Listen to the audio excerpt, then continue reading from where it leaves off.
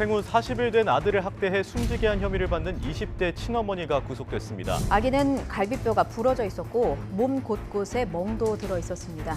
아이 진술도 없고 목격자도 없고 CCTV도 없다면 학대라고 규정짓기 굉장히 어려워요. 국가가 아동을 학대하는데 방조하고 있다. 출생 신고가 안 된 아동이 2,000명을 넘는 것으로 조사됐습니다. 의료기관이 산모와 출생아의 정보를 지자체에 통보하도록 하는 출생통보제 법안을 국회에 제출했습니다. 출생 신고를 하지 않는 사람이 출생 통보제가 시행되면 병원 아예 내원하지 않기 때문에 내원하지 않으면 오히려 더 산모가 신생아가 훨씬 더 위험에 처하는 환경에 처할 수 있기 때문에 아동학대 범죄 특성상 이 둘 사이에 굉장히 내밀하게 이루어지는 부분이기 때문에 출생 등록이 안 된 사건 같은 경우는 사망해서야 드러나거든요.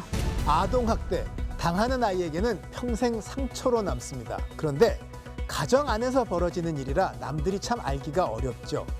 저항도 힘든 어린아이에게 가해지는 학대. 그런데 막상 대책은 어려운 우리의 현실.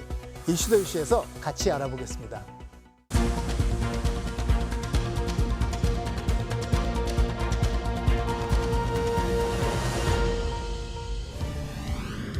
남들 안 하는 속 깊은 이야기를 해봅니다. 안녕하세요. 이슈 더 이슈 박찬입니다.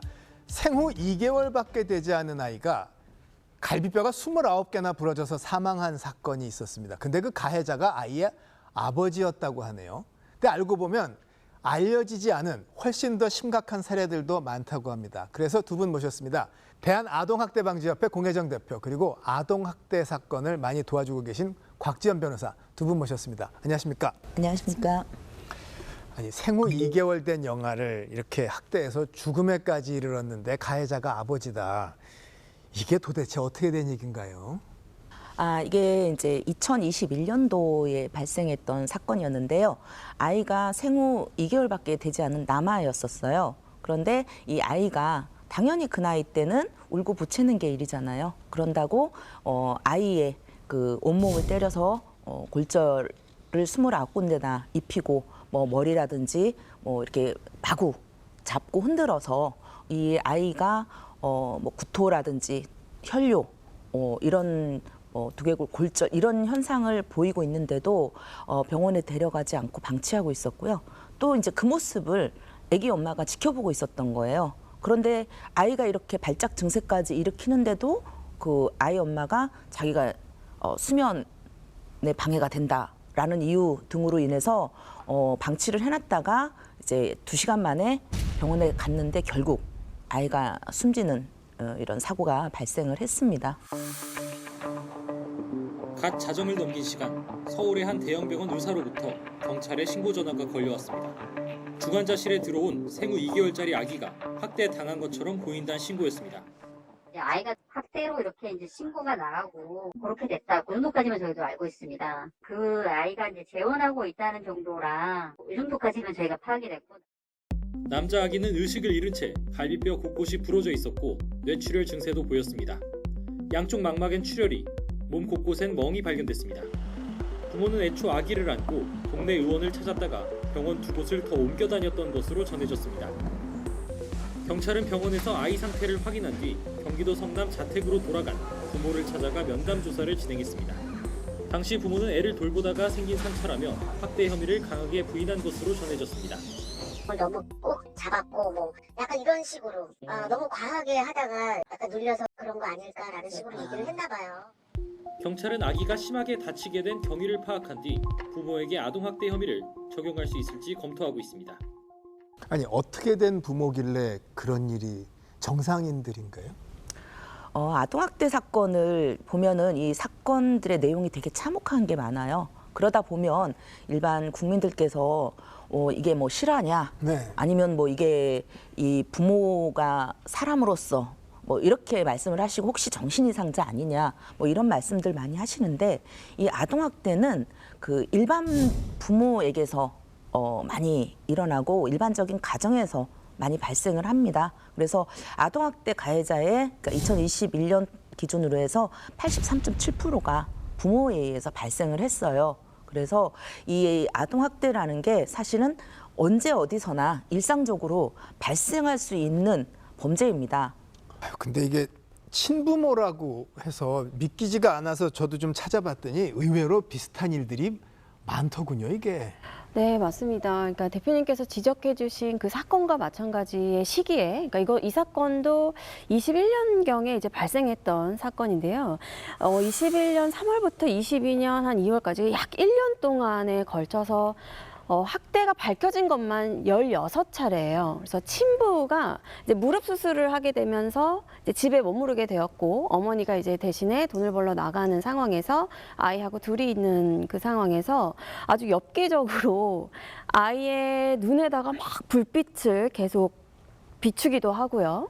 그리고 뭐 보자기에 아이를 싸서 꺾기도 하고, 뭐 이러한 행위들을 16차례나 했다, 이렇게 밝혀져서 최근에 이제 인천지방법원에서 징역 2년 6개월이 선고되면서 이제 언론에 노출이 됐던 그런 사례도 있습니다. 그러니까 지금 이 사건처럼 지금 밝혀진 것은 16차례라고 하지만 사실상 그 1년 동안에 얼마나 무참하고 참혹하게 그 아이를 학대해 왔을지는 짐작하기도 어렵죠. 아니, 집 안에서 벌어지는 일이라 원래 발견이 힘든데 이렇게 많다는 거잖아요. 그렇습니다. 와, 그러면 저는 이게 어떻게 이런 일이 가능할까 참 이상하기도 한데 나름의 이유가 있겠죠. 지금 이런 사건들이 이제 최근에 다 발생했던 사건들인데, 아무래도 양육에서 오는 스트레스, 그리고 경제 상황이 좋지 못해서 어떤 경제적인 스트레스, 이런 부분들을 아이에게 푸는 경우가 많다고 보여지고요. 그리고 또 하나 중요한 것은 동일한 힘을 가진, 내지는 자신보다 힘이 더 센 자에 대해서는 사실상 그런 폭력을 휘두르기가 쉽지가 않아요. 그런데 이 아이는 때리면 때리는 대로, 뭐 본인이 어떤 가해를 했을 때 아무런 저항할 힘조차 없이 오로지 보호받아야 될 피보호자거든요. 그럼에도 불구하고 이러한 그 가해 행위를 했을 때 아무런 저항을 할 수 없다라는 그 어떤 힘의 차이, 이런 부분 때문에도 얼마든지, 그리고 일회성이 아닌 지속적으로 계속 발생할 수밖에 없는 거죠. 외국의 사례에 보면 이제 그 교육 수준이 낮고 또 경제적으로 어려워서 그냥 막 사는 부모들이 애한테 막 한 경우도 많다고는 하는데 또 전혀 멀쩡한 집도 있다고 하더군요. 그러니까 아동학대에 대한 편견이 그거예요. 예전에는 이 아동학대가 뭐 좀 빈곤한 가정, 한부모 가정, 아니면 알코올릭 있는, 뭐 아니면 그 약물 중독, 뭐 이런 식으로 그런 데서 많이 일어날 거다. 그래서 교양 있는 중산층 이상의 또는 부자 부모들, 뭐 이런 사람들은 뭐 아이들을 만약에 학대를 했다라는 신고가 들어와도 그럴 리가 없다. 특히 저희 협회에서 개입하는 사건들에서 가장 많이 듣는 얘기가, 그 사람은 그런 사람이 아니에요. 그럴 리가 없어요. 우리가 지켜봤는데, 이런 항의도 많이 받아요. 닫혀 있는 가정의 문 안에서는 폭군인 그렇죠. 거 아니에요. 그렇죠. 그러니까 특히 이제 뭐 이런 어떤 종교인인 경우에는 같은 종교인들이 우리가 이제 엄벌 이런 걸 요구를 하면 전화해서 정말 좋으신 분이다, 그분이 얼마나 봉사도 많이 하는 줄 아느냐, 뭐 이렇게 항의를 하는 경우도 있어요. 그래서 이것은 결코 아동학대는 그럴 리가 없어, 그런 사람이 아니야, 이거는 결코 그런 편견을 가져서는 안 된다. 예. 이런 사건들 많이 접하시다 보면 스스로도 심적으로 상처 생기시겠어요? 저도 굉장히 많은 심리적인 힘듦을 이제 이어가고 있는 경우고요. 또 이제 아동학대 같은 경우 사망 사건 같은 경우에 뭐 재판에 참석하고 돌아오면 이 언론에 나온 것보다 더 끔찍한 내용들, 더 상세한 내용을 알게 되기 때문에 뭐 며칠간 너무 힘들어서 뭐 잠을 못 이루는 경우도 있고 그렇습니다. 그런데 가능한 범위에서 좀 말씀을 해주시자면 어떤 사건들이 또 있어요? 뭐 이 근래 이 비슷한 사건의 또 형량 차이가 또 저희를 분노하게 만드는 거죠.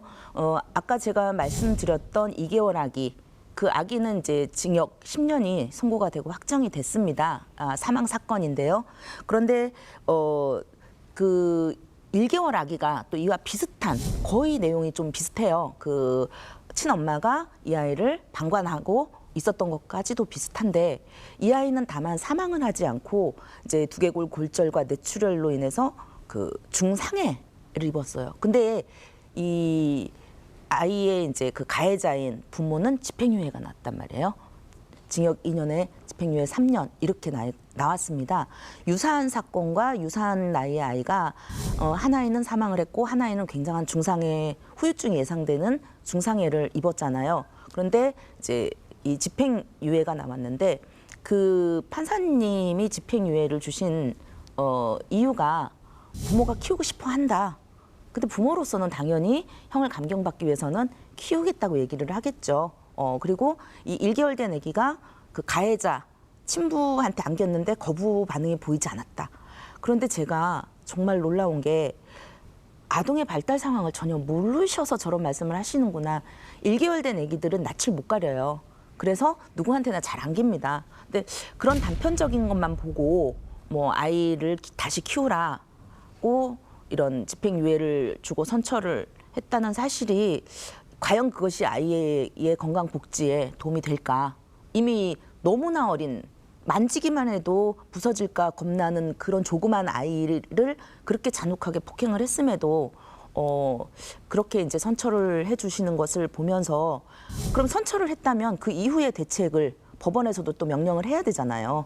모니터링을 한다든가 부모 양육 교육을 시킨다든가 뭐 이런 어떤 그 후속 조치가 있어야 되는데 그런 것이 이행이 되고 있는지 저는 사실 그 아기가 굉장히 걱정이 됩니다. 아니, 말씀 들어보면은 그 거의 인형 갖고 하듯이 막 하고 이거 동물한테도 요즘 이게 학대 소리가 나오는데 어떻게 이 집행유예도 나오고 이거는 법이 어떻게 된 거예요?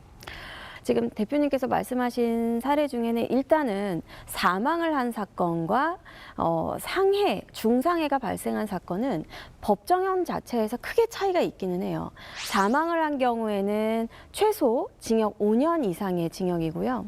상해를 한 경우에는 이제 3년 이상의 징역이 돼요. 그래서 3년이 선고되는 경우에는 집행유예가 가능하고 5년 이상이 되는 경우에는 이제 최대 3년까지만 이제 집행유예가 가능하기 때문에 사망의 경우에는 집행유예가 나오기가 어려운 거죠.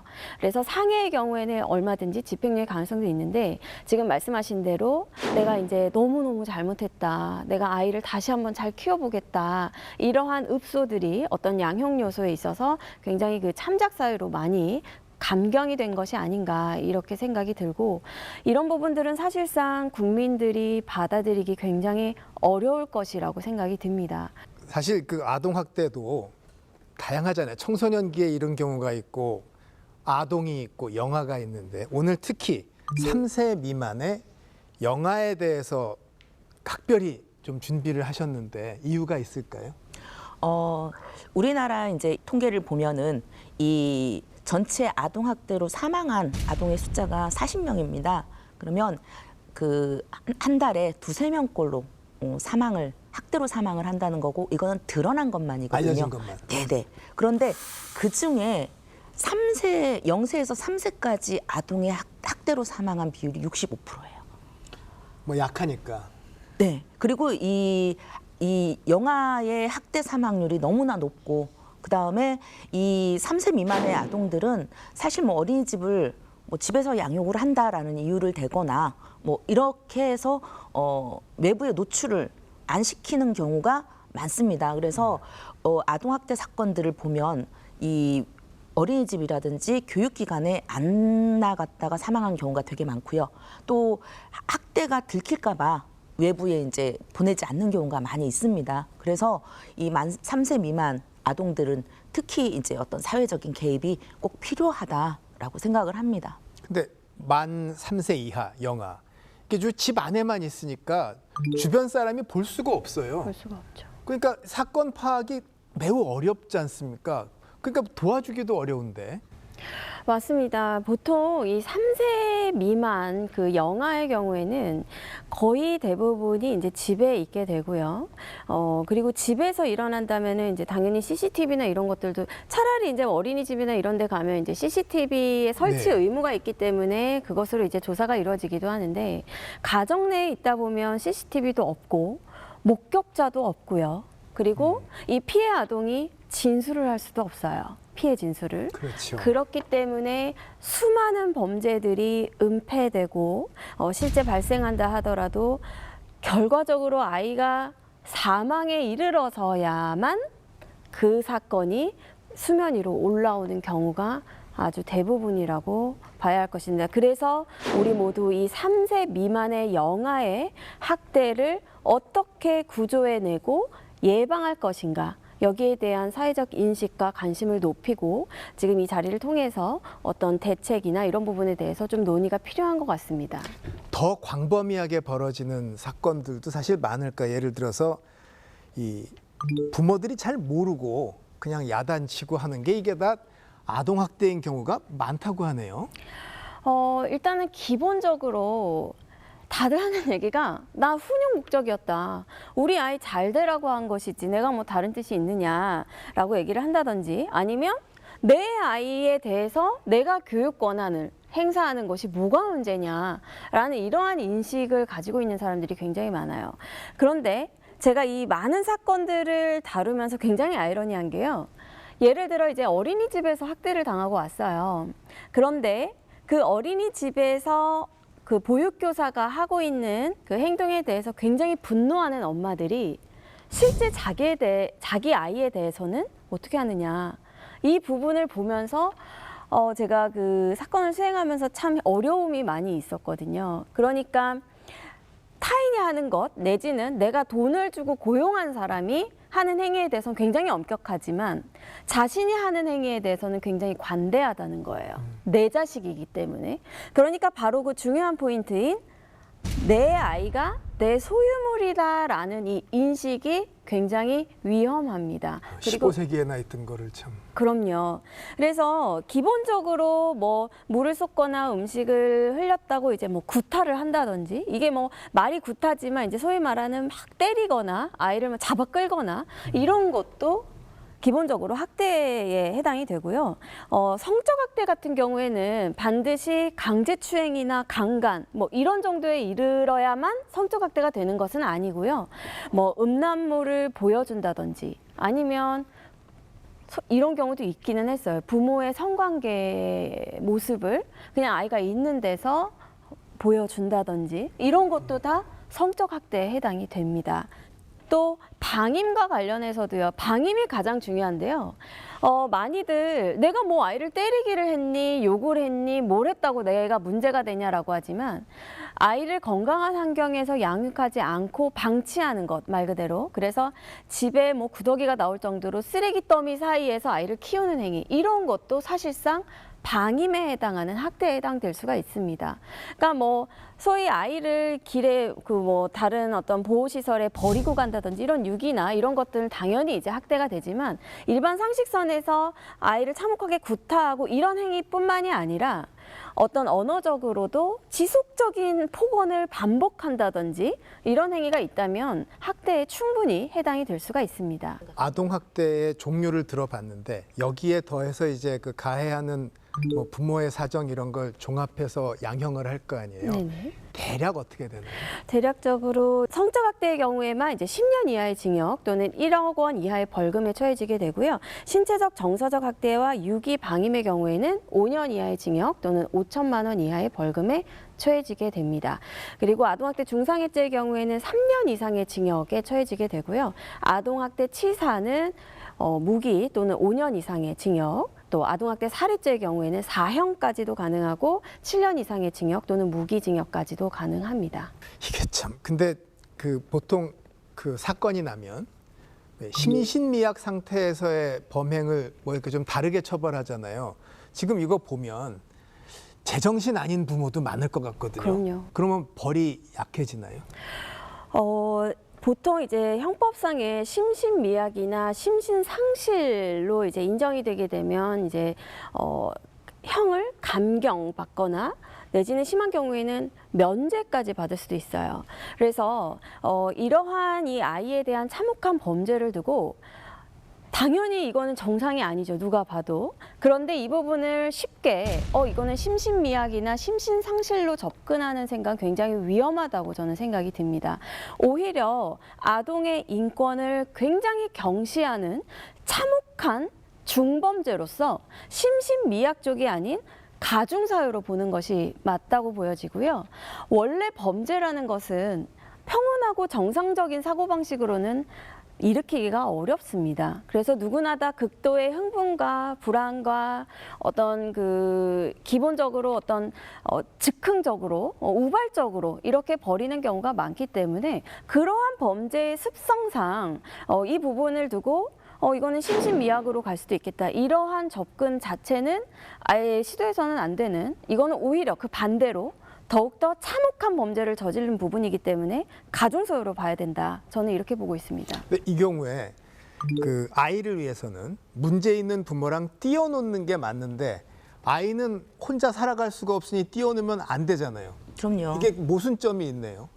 그런데 이제 아동 학대가 신고가 되면 이제 절차라는 게 있습니다. 그래서 이제 긴급 상황이나 응급 상황 시에는 아동을 분리 조치를 하게 되어 있습니다. 이제 정인이 사건에서도 3번이나 신고가 들어갔는데 아이가 분리가 되지 않아서 결국 숨졌다.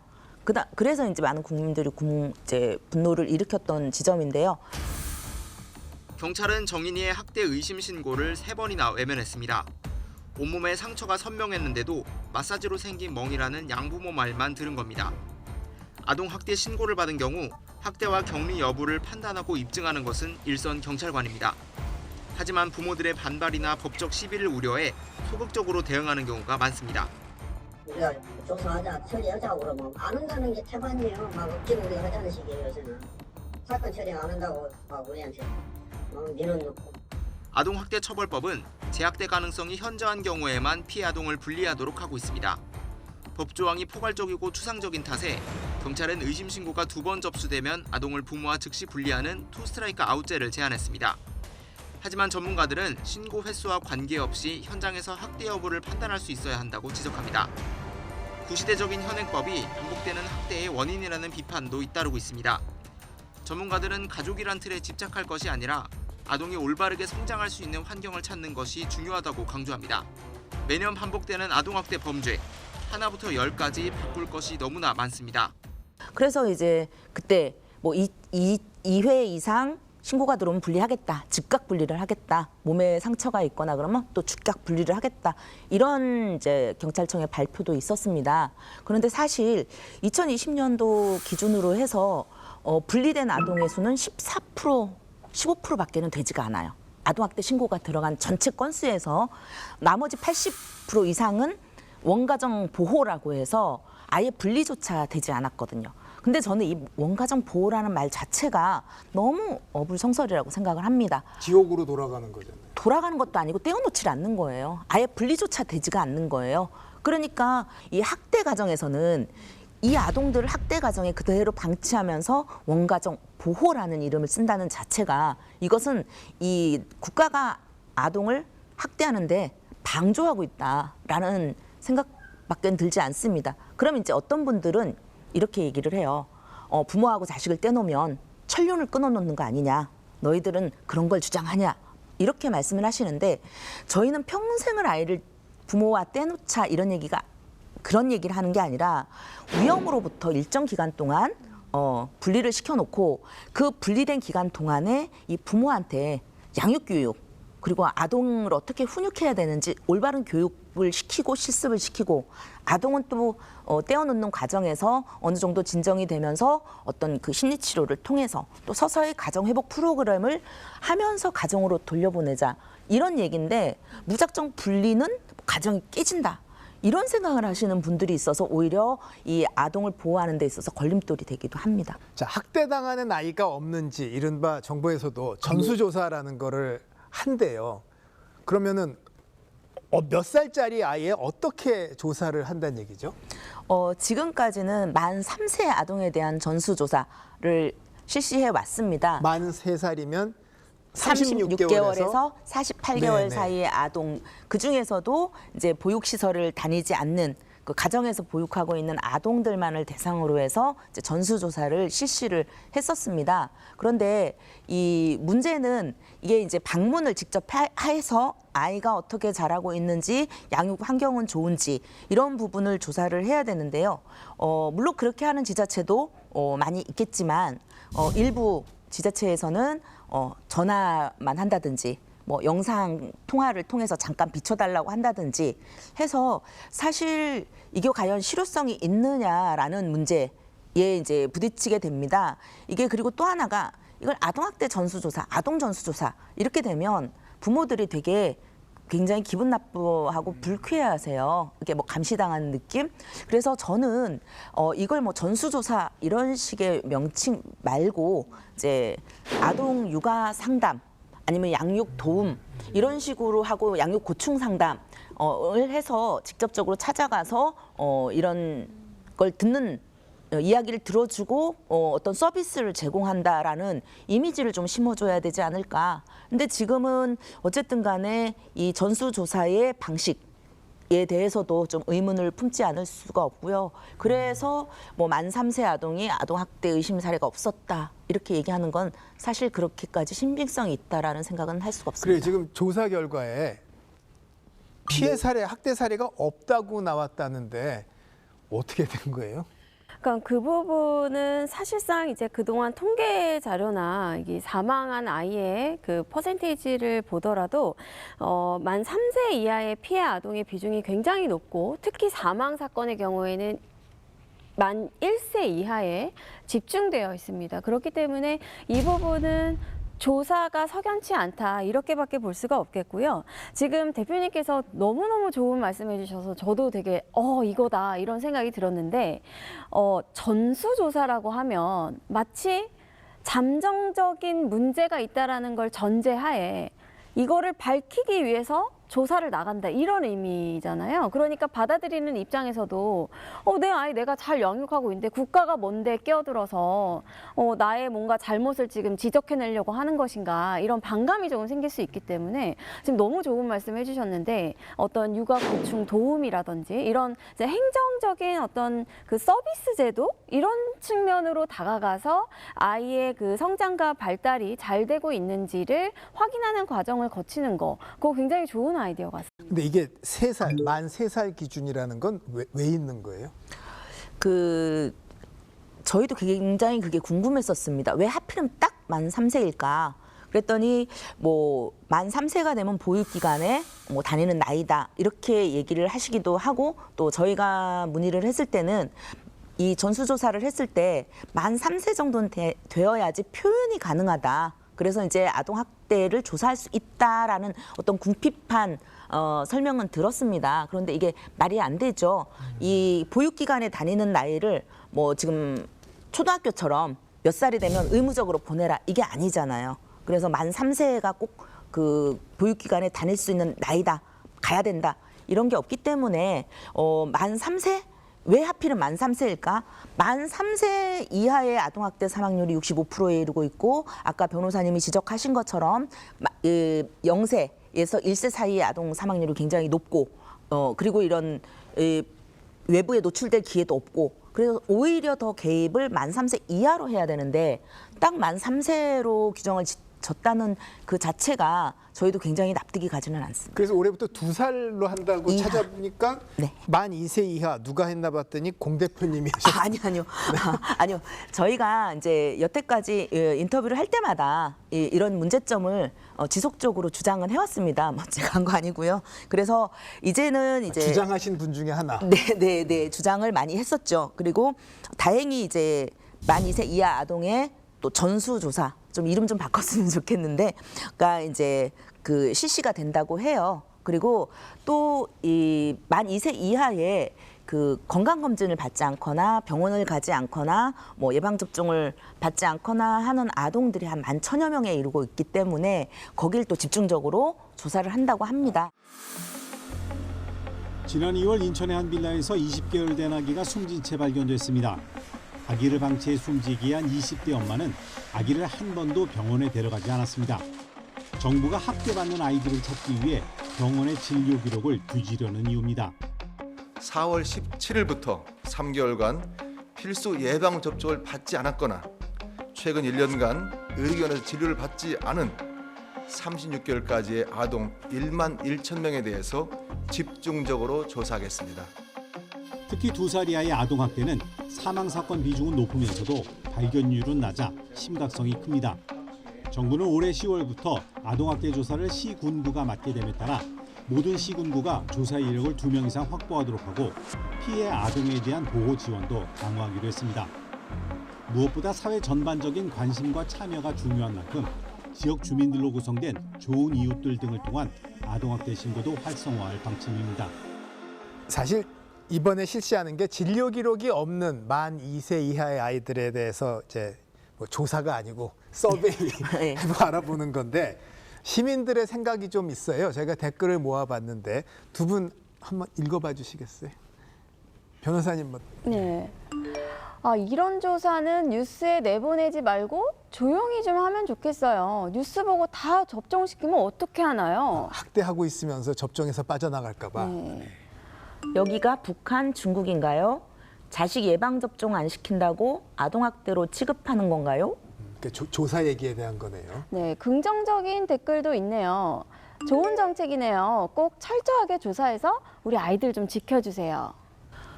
예방접종하지 않은 것과 아동학대가 무슨 상관? 백신 패스로 개인의 신체 결정권을 억압하는 행태가 학대입니다. 라는 주장도 있네요. 이게 참 일리가 있는 면도 있고 그러나 또 학대받는 아이의 입장에서는 국가가 뭔가를 해야 되니까 하는 결국 어떻게 설득하고 알리느냐의 문제일 것 같은데.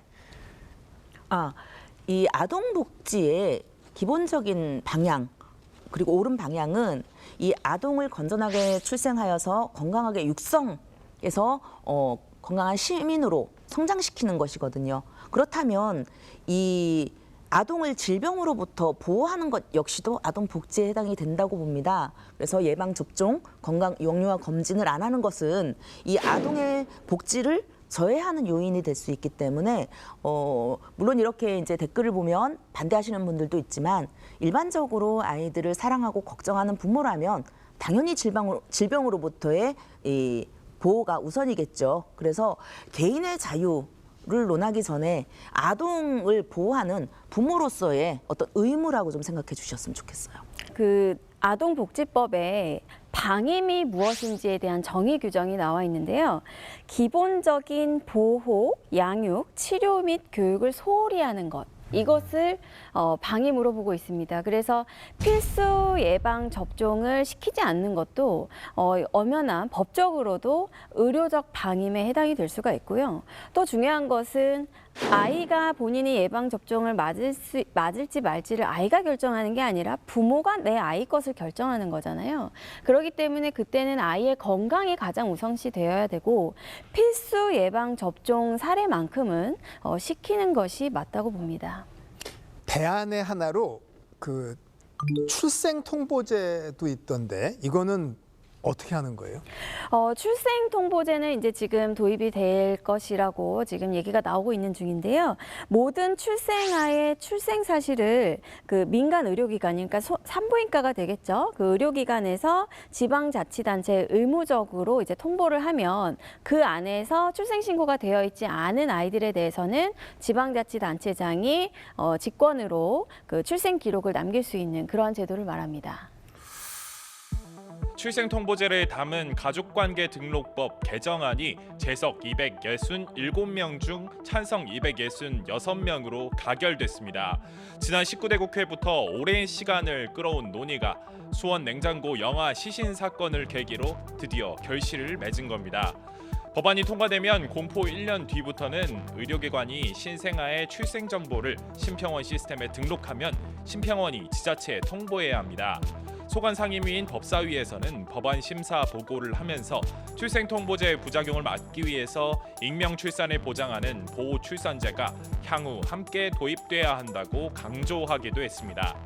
현재 보건복지위원회에서 논의 중인 보호출산제 또한 함께 도입되어야 할 필요가 있다고 인식을 같이 하였습니다. 저희가 이제 아동학대 사건들에서 보면 출생 등록이 안 된 아동들의 아동학대 사건이 또 상당수가 있습니다. 그런데 이 출생 등록이 안 된 사건 같은 경우는 사망해서야 드러나거든요. 왜냐하면 이 아이가 등록이 안 됐기 때문에 이 아이의 존재를 모르기 때문에 어떻게 알 도리가 없는 거예요. 결국은 사망 이후에야 알려지게 되는 이런 사건들도 간혹 접하게 되거든요. 아동 인권적인 차원에서도 어쨌든 출생 등록을 하지 않게 되면 국민으로서 누려야 될 국가로부터 보호받아야 될 여러 가지를 놓치게 되는 거잖아요. 그리고 이 유엔 아동 권리 협약의 7조에 보면 아동은 이름과 국적을 가질 권리가 있다라고 되어 있거든요. 이거는 아동의 권리이지 우리가 뭐 줘야 마냐 하는 선택의 문제는 아닌 것 같습니다. 우리가 이 아동의 입장에서 이것은 인권의 출발이라고 생각이 들어요. 등록하는 것은. 그래서 반대하시는 분 입장도 물론 일견 있겠지만은 적어도 아이의 입장을 먼저 생각을 해줬으면 어떨까. 지금 학대로 인한 여러 문제들 고민을 해봤는데 이게 빠른 시간 내에 알려지면 더 낫잖아요. 어떻게든 빨리 개입을 해서 도와줄 수가 있는데 제대로 쉽게 빨리 신고되게 하는 방법이 좀 없을까요? 지금도 아동학대 신고 의무자는 있습니다. 지금 아동 관련하여서 일선에서 아동을 가장 잘 근거리에서 관찰할 수 있는 직종 25개 직군을 이제 아동학대 신고 의무자로 규정을 해놓고 예를 들어 뭐 의사라든지 뭐 응급 그다음에 이제 교사 뭐 이런 분들이 이제 아이를 근거리에서 보살피는 거잖아요. 그러니까 하다못해 아이 돌보미도 이제 신고 의무자로 지정이 되어 있는데 이게 이제 신고 의무자가 신고 의무를 다하지 않으면 과태료 처분을 해요. 그런데 또 이 신고를 하게 되면 어쨌든 본인들 입장에서는 위험을 감수하고 하는 거거든요. 그러니까 왜 누가 신고했는지를 알게 되잖아요. 사실 뭐 아무리 보호를 한다고 하더라도 그럼에도 불구하고 아이를 위해서 신고를 한다면 뭐 안 하면 과태료 처분할 테야가 아니라 성실히 신고를 했을 경우에도 어떤 보상이 좀 있어야 되지 않을까라는 생각도 들고 또 아동학대 신고라는 거는 사실 하나의 목숨을 구하는 일이기도 하고 인생을 바꾸는 일이기도 하거든요. 굉장히 사명감이 깊은 이름에도 불구하고 이게 아동학대인가? 이래서 몰라서 못하는 경우도 있어요. 뭐 이 정도까지 아동학대일까? 그래서 이런 부분에 대한 교육이 충분히 있어야 됩니다. 현재는 사이버 교육이 대부분 이루어지고 있기 때문에 큰 실효성이 없어요. 그래서 이 아동학대 예방 교육이라든지 신고 의무자 교육을 이제 대면으로 좀 구체적으로 현실성 있게 했으면 좋겠고 사실 신고 의무자로 이제 지정을 해놨지만 전 국민이 신고 의무자가 되었으면 하는 바람이 있고 그러자면 이제 아동학대에 대해서 좀 더 근접해서 좀 알 기회가 있어야 될 것 같습니다. 저는. 우리가 아동학대 사연을 얘기하다 보니까 이제 신고를 다 해야 될 것 같은데 또 좀 다르게 보면 이 세상의 모든 신고는 그 나쁜 의도의 악용 사례도 무궁무진하게 많고 또 남의 집 일이고 해서 말처럼 쉽지는 않을 것 같은데요. 근데 보통 이제 남의 집 가정사다 뭐 이런 문제도 있지만 보통 부부싸움 같은 경우에는 그렇게 치부되는 경우가 많기는 하지만 지금 이 아동과 관련해서는요, 그 가해자와 아동 이 둘 사이에 굉장히 내밀하게 이루어지는 부분이기 때문에 주변의 사회적인 개입과 관심이 없이는 근절되기가 굉장히 어렵습니다. 그래서 이걸 단순한 가정사로 생각을 하기보다는 적극적인 관심을 가지고 좀 살펴볼 필요가 있다고 보여지고요.